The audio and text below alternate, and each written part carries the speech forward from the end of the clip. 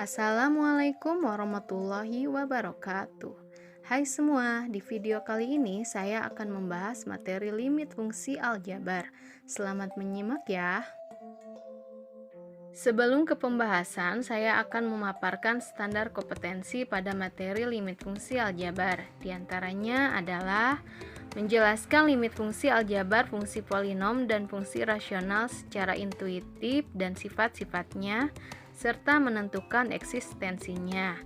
Kemudian menyelesaikan masalah yang berkaitan dengan limit fungsi aljabar. Pengertian limit fungsi aljabar. Limit fungsi aljabar adalah batas yang memakai konsep pendekatan fungsi. Suatu fungsi dikatakan tidak terdefinisi pada titik-titik tertentu. Limit bisa dikatakan sebagai nilai yang menuju batas tertentu. Adapun batas tersebut bisa dinilai dekat namun tidak bisa dicapai. Konsep limit fungsi aljabar. Limit fungsi terdiri atas fx dan batas x yang dimasukkan ke dalam fungsi. Limit fungsi aljabar terdiri dari beberapa komponen, yakni nilai x mendekati satu titik dan nilai x mendekati tak berhingga. Sifat-sifat fungsi limit aljabar. Apabila n merupakan bilangan bulat positif, k itu konstanta, f dan g adalah fungsi yang mempunyai limit di C, maka sifat-sifat di samping ini berlaku. Kalian bisa lihat ya sifat-sifatnya dari nomor 1 sampai dengan nomor 9.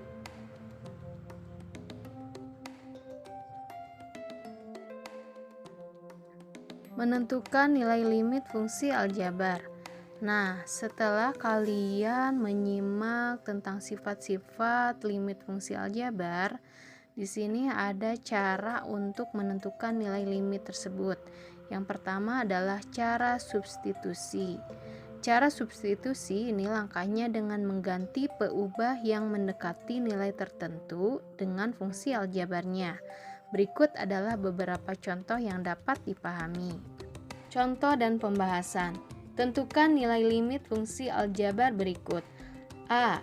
Limit x mendekati 2, 3x pangkat 2, dan B. Limit x mendekati 1, x pangkat 2 ditambah 1 dibagi 3x. Nah, pembahasannya adalah limit x mendekati 2, 3x pangkat 2. Kita gunakan cara substitusi dengan mengganti peubahnya dengan angka 2 atau dengan nilai 2. Maka hasilnya adalah 3 dikali 2 pangkat 2 sama dengan 3, 2 pangkat 2 yaitu 4. Maka 3 kali 4 sama dengan 12. Hasilnya 12, bentuk tentu. Artinya nilai limit x mendekati 2, 3x pangkat 2 sama dengan 12. Kemudian untuk nomor B, limit x mendekati 1, x pangkat 2 ditambah 1 dibagi 3x sama dengan x-nya diganti dengan 1.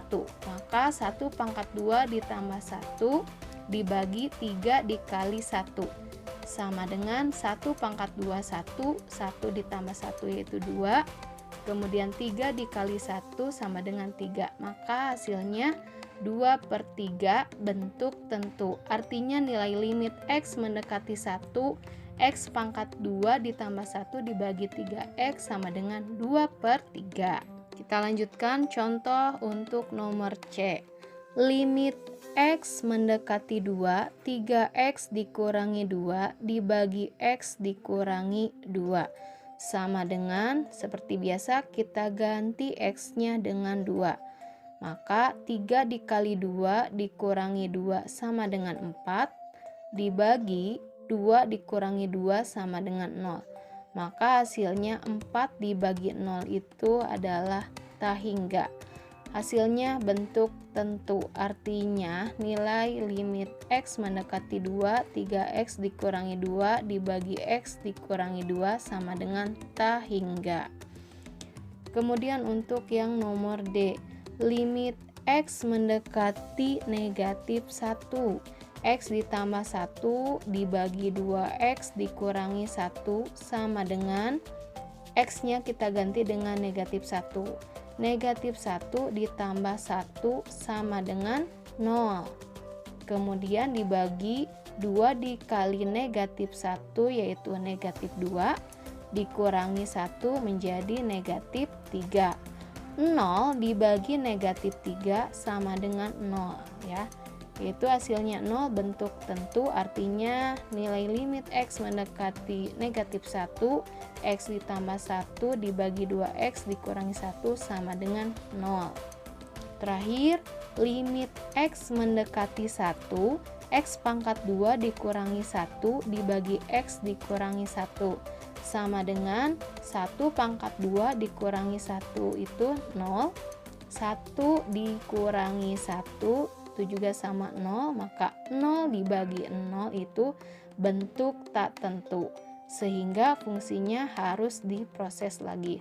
Nah, untuk soal seperti ini, kalau misalkan hasilnya 0/0 bentuk tak tentu, maka cara substitusi ini kita ganti dengan cara yang lain. Nah, cara yang lain akan saya jelaskan pada slide selanjutnya.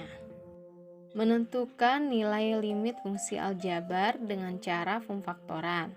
Cara pemfaktoran digunakan apabila cara substitusi menghasilkan nilai limit yang tidak terdefinisikan seperti pada contoh berikut. Nah, di sini ada contoh limit yang hasilnya 0/0. Sama halnya dengan contoh yang sebelumnya hasilnya juga 0/0.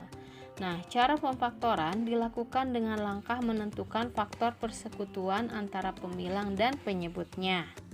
Nah, di sini ada contoh dan pembahasan menentukan nilai limit fungsi aljabar dengan menggunakan cara pemfaktoran. Ada 2 contoh soal. Nomor 1, limit X mendekati 5, X dikurangi 5 dibagi X pangkat 2 dikurangi 25. Untuk nomor 2-nya, limit X mendekati 2, X pangkat 2 dikurangi 7X ditambah 10 dibagi X dikurangi 2.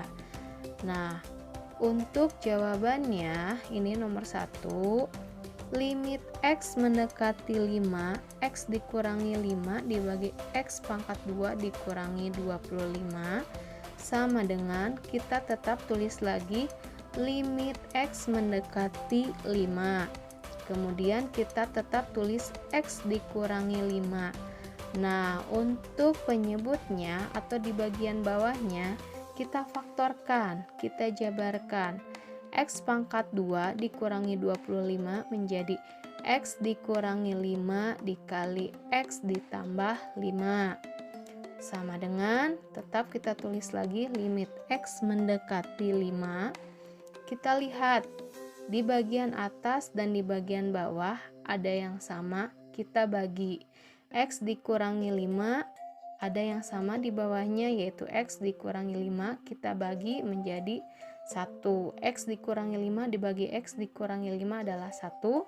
Kita tulis 1 dibagi, sisanya ini ada X ditambah 5, kita tulis lagi. Sama dengan, nah kalau sudah sederhana, kita substitusi nilai X-nya dengan 5. Maka 1 dibagi 5 ditambah 5 sama dengan 1/10. Untuk nomor 2, limit X mendekati 2, X pangkat 2 dikurangi 7X ditambah 10 dibagi X dikurangi 2 sama dengan limit X mendekati 2. Nah, ini yang bagian atasnya. Kita faktorkan atau kita jabarkan. X dikurangi 5 dikali X dikurangi 2 dibagi X dikurangi 2. Nah, kita bagi X dikurangi 2 dibagi X dikurangi 2 sama dengan 1. 1 di sini kita kalikan karena posisinya ada di atas, kita kalikan dengan X dikurangi 5, maka hasilnya tetap X dikurangi 5. Kita tulis lagi sama dengan limit X mendekati 2, X dikurangi 5. Kemudian setelah sederhana, kita substitusi, X-nya diganti dengan 2. Sama dengan 2 dikurangi 5 sama dengan negatif 3. Demikian pembahasan yang telah saya sampaikan, semoga dapat dipahami. Jangan lupa komen, like, share, dan subscribe. Terima kasih dan tetap semangat. Wassalamualaikum warahmatullahi wabarakatuh.